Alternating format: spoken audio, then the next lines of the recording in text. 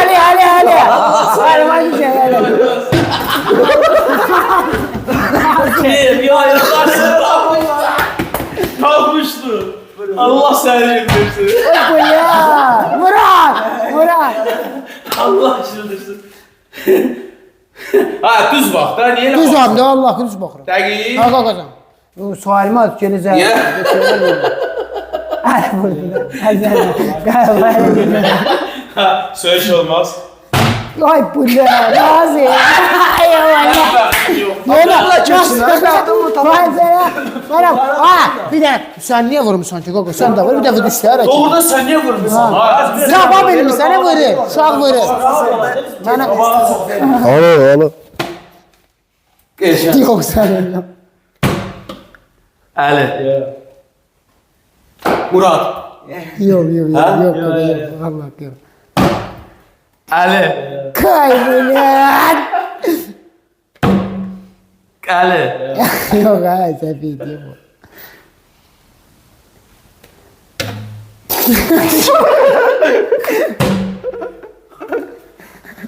Handa bunda Allah da deyir bunda. Ya yanlış. Yok diye de.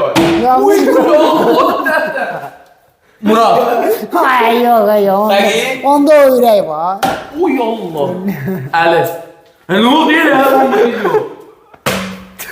Əli. Yok. Aga, tez vaxtın səni. Tez vaxtın anlıyorsun. Seçtirme ya. Geciktir. Ali oturma burada sen Ali.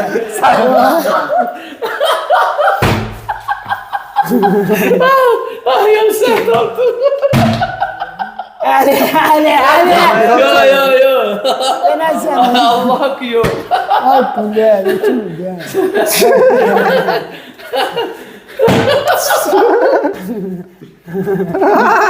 Nazım. Otur abi. Dəqiqə başı sən vur. Sən özü yandırırsan da xəstə. Hadi vur Murat da vurdun. Pomad edeyim de Murat vur da sen de. Murat vur da sen de. Valla. Benim vurma. Abone olmağı unutmayın. Beğenin şu böyle videolar gelsin. Eğer Eşen kardeş. Oğlum ya. Yalan yine baktım var. gezişti. Gözle.